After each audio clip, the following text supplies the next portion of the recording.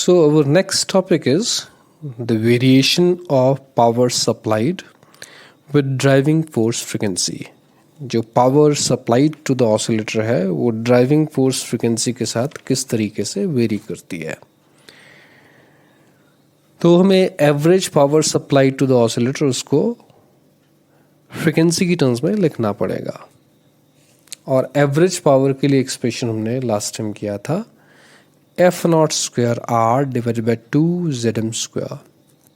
ये average power supplied to oscillator भी है and average power dissipated against the resistive force भी है।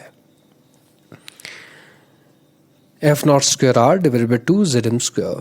फिर ZM की वैल्यू को हम सब्स्टिट्यूट करेंगे और ZM किसके बराबर होता है, that is R² plus M omega minus S by omega square under root. लेकिन यह स्क्वायर है तो अंडर रूट कंसिडर नहीं करेंगे, तो ZM की वैल्यू को सब्स्टिट्यूट करके आप यहाँ आ जाएंगे। तो this is the expression for average power supplied to the oscillator. और हम इसके वेरिएशन की बात करेंगे ओमेगा के साथ।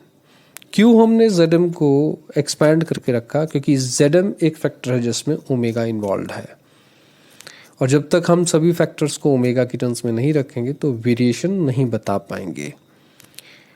किसके साथ, ओमेगा के साथ। तो हमने ये अब एक्सप्रेशन जो अब कंसिडर किया वो ओमेगा की टर्म्स में है। सिमिलरली अगर मैं इलेक्ट्रिकल ऑसिलेटर के लिए बात करूं जिसके लिए एवरेज पावर के लिए expression E0² R divided by 2 ZE² आया था, तो ZE की वैल्यू भी हम रादर स्क्वायर फॉर्म में रखेंगे। तो R² plus omega L minus 1 by omega C² under root होता है, लेकिन स्क्वायर होने की वजह से अंडर रूट हम कंसिडर नहीं करेंगे। तो एवरेज पावर के लिए expression in terms of frequency सबसे पहले बताया गया। फिर वही, क्योंकि हमने ओमेगा के साथ वेरिएशन की बात करनी है तो हम वही 3 केसेस कंसिडर करेंगे, very low frequency, very high frequency and at resonance. So if I consider very low frequencies, ठीक है, ओमेगा अप्रोचिंग टुवर्ड्स 0, तो ये देखिए एक M ओमेगा है और एक S बाय ओमेगा है। ये दो फैक्टर्स हैं जिनको हम कंसिडर करेंगे when omega varies, that means either at low frequencies or at high frequency, rather at any frequency। तो यहाँ लो फ्रिक्वेंसीज की बात कर रहे हैं, वेरी लो फ्रिक्वेंसीज की बात कर रहे हैं, तो M omega will approach towards 0 but S by omega will approach towards infinity. Square भी है बात अलग, लेकिन ये सारे डिनोमिनेटर को इंफिनिटी बना देगा, ठीक है। तो M omega will approach towards 0 and S by omega infinity. So this factor, ये वाला फैक्टर क्या करेगा, इस एवरेज पावर को, something non zero by zero is something non zero by infinity is 0। तो आपके पास ये सारा फैक्टर क्या बन जाएगा, दैट विल बी 0। अप्रोच है तो average power will approach towards 0 at very low frequencies. Similarly at very high frequencies omega approaching towards infinity, तो उस केस में M ओमेगा वाला फैक्टर इंफिनिटी को अप्रोच कर जाएगा। बात फिर वही, something non zero by infinity, that means it will approach towards 0। तो इस वाले फैक्टर की वजह से M ओमेगा, यहाँ ओमेगा जरूर लिख लेना, आपके नोट्स में ओमेगा नहीं था, तो M ओमेगा, ठीक है, ये this will approach towards infinity. So इस फैक्टर की वजह से फिर एवरेज पावर 0 को अप्रोच करेगा।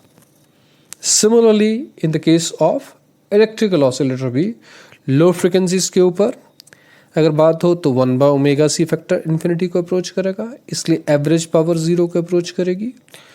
और very high frequency, that means omega approaching towards infinity, तो ओमेगा L वाला फैक्टर इंफिनिटी को अप्रोच करेगा। फिर दोबारा वही, इसके इंफिनिटी को अप्रोच करने की वजह से something non zero by infinity 0, that means average power 0 को अप्रोच करेगी। तो चाहे मैं केस कंसिडर करूं मैकेनिकल ऑसिलेटर का चाहे इलेक्ट्रिकल ऑसिलेटर का, बिहेवियर लो फ्रीक्वेंसी और हाई फ्रीक्वेंसी पर सेम है। इसके बाद हम रेजोनेंस की बात करेंगे। Resonance that means natural frequency.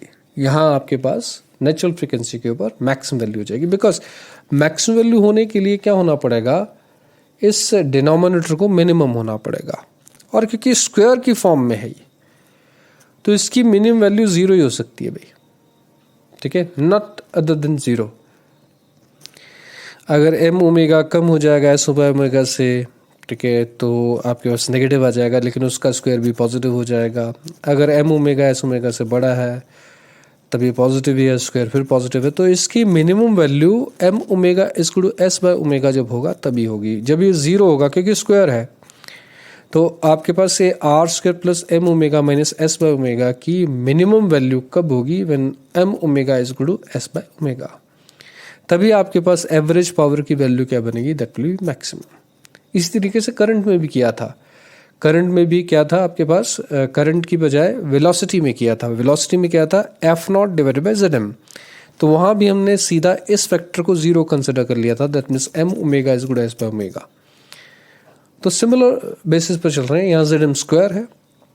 तो जब आप रेजोनेंस की बात करेंगे तो M omega is good S by omega, और अगर ऐसी बात है हम ये कंसिडर कर रहे हैं कि M omega is good to S by omega, तो एक किस्म से क्या बन गया आपके पास, इट इज, अगर M omega is good S by omega consider करते हैं तो S is good to M omega square, ठीक है, ये भी आपके पास रहेगा। Rather S is equal to S by M is equal to omega square, ठीक है। तो आपके पास omega is good on root S by M, लेकिन ये ओमेगा है क्या, फिर इट्स ओमेगा नॉट। तो आपके पास ये वैल्यू 0 कब निकल के आएगी, ठीक है, when omega is equal to omega naught, मतलब M omega is equal to S by omega कब, when omega equals to omega naught. उसी तरीके से इलेक्ट्रिकल ऑसिलेटर में अगर बात की जाए तो omega L is equal to 1 by omega C, that means omega square is equal to 1 by LC, that means omega is equal to under root LC हो जाएगा, 1 by under root LC। तो ये है क्या है, 1 by LC that is omega naught। तो omega L is equal to 1 by omega C कब है, when omega is equal to omega naught। तो वही चीज़ हम रेजोनेंस की जब बात करेंगे तो omega equals to omega not consider करेंगे, क्योंकि उसके ऊपर आपके पास Zm की वैल्यू क्या होगी, दैट विल बी मिनिमम, और वो कितनी होगी, दैट इज R, और उसका स्क्वायर होगा तो आर स्क्वायर हो जाएगा। रादर यहाँ हमने पहले ही स्क्वायर फॉर्म में कंसिडर किया है, तो जब आप इसको 0 करोगे तो ये आर स्क्वायर रह जाएगा, इसको 0 करोगे तो ये कैपिटल आर स्क्वायर रह जाएगा। तो एवरेज पावर के लिए एक्सप्रेशंस आपके पास क्या बन जाएंगे, it will be for mechanical oscillator F not square R divide by 2 R square, तो एक आर कैंसिल हो जाएगा, तो क्या बनेगा, F not square divide by 2r। तो वही वेरिएशन की अगर बात करें एट वेरी लो फ्रिक्वेंसी, ठीक है, omega approaching towards 0, very low frequency omega approaching towards 0, and very high frequencies omega approaching towards infinity. दोनों केसेस में जो एवरेज पावर है वो 0 को अप्रोच कर रहा है, it's approaching towards 0, and when omega equal to omega not, ठीक है, तो इसकी मैक्सिमम वैल्यू कितनी, F not square divided by 2r। ये आपके ग्रास में नोट्स में मैंने नहीं लिखा था, ये डॉटेड करके आपने यहाँ F not square divided by 2r ये लिख लेना, this is the maximum value when omega equals to omega not. तो ये तीनों केसेस हमने ग्राफिकली भी बता दिया, और बीच में वेरिएशन फिर ऐसे ही होगा, क्योंकि बीच में आपके पास मैक्सिमा आ रहा है। तो this is the variation of average power supplied to the oscillator with the frequency of the driving force। And similarly electrical oscillator में भी E not square capital R divided by 2r square when omega equals to omega not, अभी मैंने आपको explain भी किया था, एक R आपके पास कैंसिल हो जाएगा, तो ये एवरेज पावर के लिए एक्सप्रेशन क्या हो जाएगा, E not square divided by 2r कब, when omega equals to omega not. तो एवरेज पावर आपके पास मैक्सिमम हो जाएगी। तो ओमेगा नॉट के ऊपर ये वैल्यू मैक्सिमम है, और ये डॉटेड करके आप इस वैल्यू को ई नॉट स्क्वायर बाय आर यहाँ ग्राफ में भी बता दीजिए। तो ई नॉट स्क्वायर बार ये आपने लिख लेना, आपके नोट्स में शायद नहीं है तो मैंने अभी लिखा। तो E naught square divided by 2r at omega equals to omega not, ठीक है। तो दोनों केसेस में मैकेनिकल ऑसिलेटर और इलेक्ट्रिकल ऑसिलेटर में हमने average power supplied to the oscillator, ठीक है, उसका वेरिएशन की बात की with the frequency of the driving force. अब हमारा अगला आर्टिकल, नेक्स्ट आर्टिकल है quality factor of a forced oscillator. अब फोर्स्ड ऑसिलेटर का जो क्वालिटी फैक्टर है हम दो तरीकों से बताते हैं। One is in terms of energy decay, second is in terms of absorption band width. दोनों की टर्म्स में बताएंगे हम, लेकिन सबसे पहले हम किसकी टर्म में बता रहे हैं? In terms of energy decay. Force mechanical oscillator के लिए हम यहाँ बात कर रहे हैं। तो किस तरीके से हम पहले डिफाइन करेंगे क्वालिटी फैक्टर को, वो क्या है? It's 2 pi times average energy stored in the oscillator to the energy dissipated per cycle. Average energy stored जो है वो ई एवरेज से हम रिप्रेजेंट कर रहे हैं, and energy dissipated per cycle वो हम कैसे बता सकते हैं? पावर इनटू टाइम, कि power is rate of doing work. ठीक है, अगर मैं पावर के लिए एक्सप्रेशन की बात करूं, then that is rate of doing work. तो वर्क क्या होता है? That is power into time. Work is form of energy. तो टाइम किसके बराबर हम कंसिडर कर रहे हैं? Time period. और पावर कौन सी कंसिडर कर रहे हैं? Power against the damping force, P average dash. तो P average dash into T, that will be the energy loss in one time period, मतलब per cycle। तो energy dissipated per cycle is P average dash into T, power into time, that is the energy or work in one time period, क्योंकि हम capital T, time जो है वो capital T, that means time period के बराबर consider कर रहे हैं। और P average dash का एक्सप्रेशन भी हमें पता है, वही है जो पी एवरेज का था।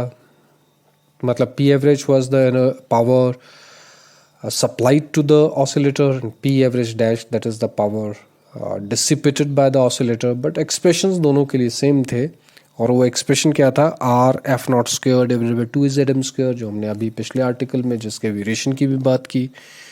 तो ये वैल्यूज रखी जाएंगी, लेकिन सबसे पहले आप क्या है, ई एवरेज, इसके एक्सप्रेशन की बात करोगे।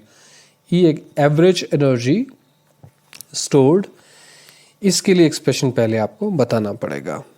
तो एवरेज बताने के लिए आपको पहले इंस्टेंटेनियस बताना पड़ेगा। तो what is the instantaneous energy? Energy at any instant, that is sum of kinetic energy and potential energy. Kinetic energy is half mv square and potential energy is half sx square. तो ये दोनों expressions की बात, half mv square is kinetic energy plus half sx square potential energy, इसकी हम बात करेंगे। तो हमें x भी चाहिए होगा, हमें v भी चाहिए होगा।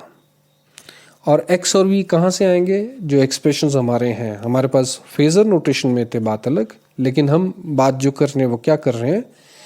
हम बात कर रहे हैं रियल क्वांटिटी की टर्म्स में। तो हम उस फेजर में से हम रियल पार्ट या इमेजिनरी पार्ट, दोनों में से एक पार्ट कंसिडर करेंगे। हम कौन सा पार्ट कंसिडर कर रहे हैं? The real part. तो आपके पास जो एक्सप्रेशन डिस्प्लेसमेंट के लिए आएगा, जो हम कंसिडर करेंगे, that will be F not divided by omega zm exponential iota omega T minus 5 minus pi by 2। और अगर रियल पार्ट की बात करेंगे तो क्या होगा? F not by omega zm cos omega T minus 5 minus pi by 2। ये expression आने के बाद इसको हम सबस्टिट्यूट करेंगे। हाँ, इसको हम साइन की फॉर्म में ले जा सकते हैं, बिकॉज माइनस पाई बाय 2 आया, and cos of pi by 2 minus theta और थीटा माइनस पाई बाय 2 ये साइन की फॉर्म में आएगा कि रहेंगे हम। अगर माइनस पाई बाय 2 करते हैं तो फर्स्ट क्वाड्रेंट टाइप में हम बात करेंगे, तो ये कॉस वाली टर्म किस में कन्वर्ट हो जाएगी? साइन में कन्वर्ट हो जाएगी। तो ये हमने साइन ओमेगा टी माइनस 5 लिख देना है। तो ये देखिए, कॉस वाली टर्म को हम किस में कन्वर्ट करेंगे? साइन की टर्म्स में। ये पाई बाय 2 हमने क्या कर दिया? खत्म कर दिया। तो cos theta minus pi by 2 is sine theta. तो थीटा यहाँ क्या है? ओमेगा टी माइनस 5, तो साइन ओमेगा टी माइनस 5, ये इसमें आप इसको ले आएंगे किसको? डिस्प्लेसमेंट को। सिमिलरली अगर वेलोसिटी की बात की जाए तो वेलोसिटी के लिए आपके पास एक्सप्रेशन क्या था? वेलोसिटी के लिए एक्सप्रेशन था F not by Z M exponential iota omega T minus phi. तो ये कॉस की फॉर्म में आ जाएगा क्योंकि हम सिर्फ रियल पार्ट की बात कर रहे हैं। तो it will be F not by Z M cos omega T minus phi. तो ये किसका एक्सप्रेशन होगा? वेलोसिटी का, F not by Z M cos omega T minus phi. और ये दोनों वैल्यूज एक्स की वैल्यू और वेलोसिटी की वैल्यू हम सब्स्टिट्यूट करेंगे। तो वेलोसिटी आपके पास क्या है? F not divided by Z M cos. तो स्क्वायर्स करना है तो एफ नॉट स्क्वायर ठीक है डिवाइडेड बाय, अगर वेलोसिटी की बात कीजिए F not square divided by Z M square cos square.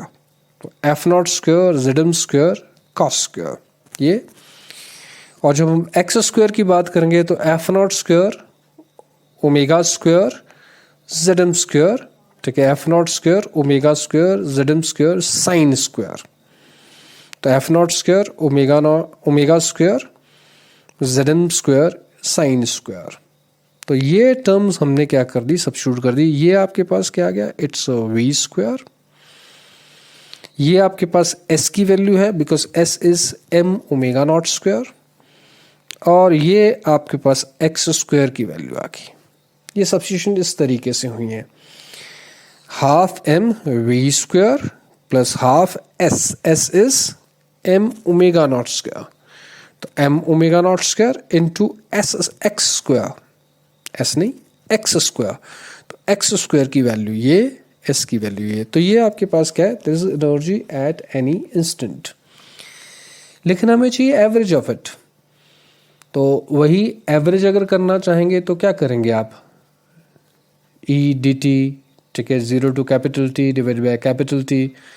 Rather average करने के लिए आप सीधी बात कीजिए क्योंकि ये कॉन्स्टेंट्स है क्या? Half M F not square divide by Z M square, this is constant. Half M omega not square F not square divide by omega square Z M square, ये भी कांस्टेंट। जो टाइम के साथ जिसका variation हो रहा है वो कौन सा फैक्टर है? Cos square and sign square. तो अगर हम टाइम के साथ एवरेज की बात करते हैं तो हमें इन कॉस स्क्वायर और साइन स्क्वायर वाले टर्म्स की ही एवरेज वैल्यू चाहिए। तो हम क्या करते हैं? Half M F not square divided by Z M square, half M F not square divided by Z M square as it is. और कॉस स्क्वायर के एवरेज वैल्यू, ये जो मैंने ये टिल्टेड ब्रैकेट्स यहाँ लगा रखी हैं, that means it's the average value किसकी? जो भी टर्म बीच में लिखी है। यहाँ cos square omega T minus five लिखा है तो इसकी एवरेज वैल्यू की बात हो रही है। और अगर मैं यहाँ बात करूँ तो 1/2 M omega not square F not square omega square Z M square, ये सारा फैक्टर अलग कर दिया। और sine square omega T minus five, इसकी एवरेज वैल्यू की बात हो रही है। अगेन मैंने यहाँ टिल्टेड ब्रैकेट्स लगाई हैं, दैट मीन्स मैं एवरेज वैल्यू की बात कर रहा हूँ किसकी? जो भी इसके अंदर है sine square omega T minus five. अब अगर मैं एवरेज वैल्यूज की बात करूं साइन स्क्वायर और कॉस स्क्वायर की, तो अभी मैंने आपको बताया zero to capital T integrate करो और डिवाइड बाय कैपिटल टी करो तो किसके बराबर आएगा? 1/t को अगर बाहर कर दूंगा तो ये t/2 कई बार कर चुके हैं हम किसकी बात कर रहे हैं? हम कॉस स्क्वायर के एवरेज वैल्यू की बात कर रहे हैं। तो cos square omega T minus five ठीक है D T zero to capital T divided by capital T. तो 1 ओवर कैपिटल टी बाहर आ जाएगा, zero to capital T. Cos square का इलाज क्या होगा? 1 plus cos 2 omega T minus five divided by 2 D T. तो ये 2 का फैक्टर बाहर आ जाएगा ठीक है। फिर 1 की इंटीग्रेशन होगी, कॉस के फैक्टर की इंटीग्रेशन होगी और ये कैपिटल टी बनेगा और इसका 0 इंटीग्रेशन आ जाएगी और ये टी और टी कैंसिल हो जाएंगे। तो 1/2 ही फाइनली रह जाएगा। ये हम कई बार कर चुके हैं। एक बार फिर देख लो मैं क्या चीज़ कह रहा हूँ। मैंने क्या कहा कि cos square omega T minus five D T zero to capital T divided by capital T. तो 1 बाय कैपिटल टी ये बाहर हो गया ठीक है। Zero to capital T 1 plus cos 2 omega T minus 5 divided by 2 dt। ठीक है, तो ये 1/2t, ये 2 बाहर ले गए और आपके पास 0 to capital T 1 into D T plus 0 to capital T cos 2 omega T minus 5 dt।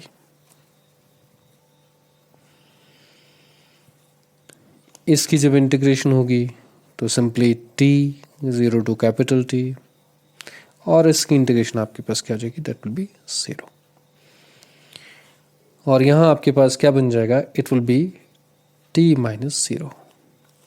तो 1/2t 1/2t इंटू टी, तो t से t कैंसिल और ये 1/2 रह जाएगा।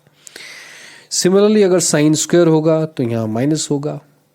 ठीक है, अगर आप यहाँ साइन स्क्वायर की बात करेंगे तो यहाँ माइनस होगा, यहाँ माइनस होगा, पर हार्डली मैटर्स, ये आपके पास 0 है, रह वही जाएगा, it will B 1/2।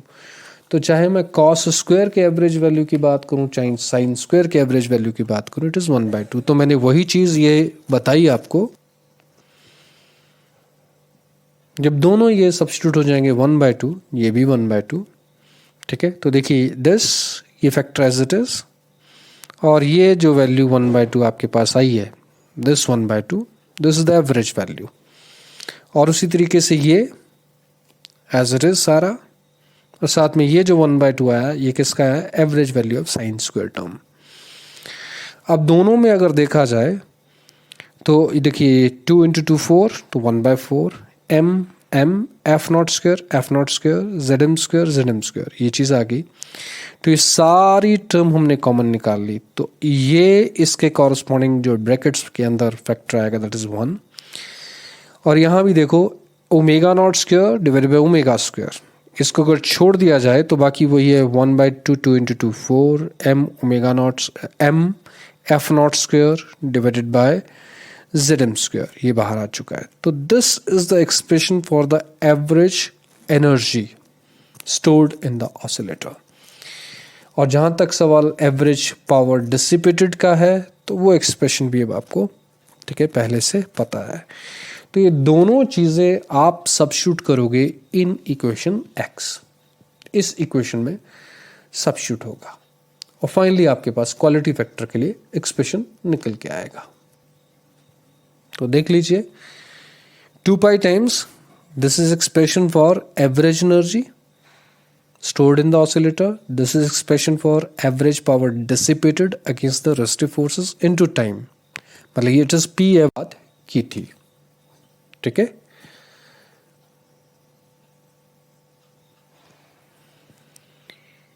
To pi by capital T ये हमने अलग कंसिडर कर लिया। बाकी देखिए एफ नॉट स्क्वायर से F not square cancel, Z M square से जेड एम स्क्वायर कैंसिल, और 2 पाई बाय कैपिटल T रह गया आपके पास, और ये 1/2 फैक्टर साथ में, because it is 1/4 and it is 1/2, तो फाइनली ऊपर क्या रह जाएगा 1/2। तो दिस इज़ 1/, ये 4 और 2, इसको दोनों को देख लिया हमने, क्योंकि आप अगर बात करें 1/4 डिवाइडेड बाय 1/2, तो ये 1/2 रह जाएगा। ठीक है, तो आपके पास ये 1/2 वहाँ से आया, m फैक्टर ये खुद का है इसका, r ये बचा हुआ factor 1 plus omega not square divided by omega square, ये साथ में ब्रैकेट्स में आ गया। 2 pi by capital T that is omega. ठीक है, तो इसको ओमेगा रख दिया आपने, m as it is, 2 as it is, r as it is. तो this is expression for the quality factor. और अगर मैं रेजोनेंस फ्रीक्वेंसी की बात करूं, omega equals to omega not, तो ये कैंसिल हो जाएंगे, 1 बन जाएगा, 1 + 1 2, ये 2 और ये 2 कैंसिल हो जाएंगे, दैट मीन्स दिस, ये 2 और ये 2 cancel, omega naught m divided by r। तो this is expression for quality factor. जब हमने एक्सप्रेशन शुरू किया किसकी टर्म्स में, in terms of the energy. अभी तक के लिए इतना।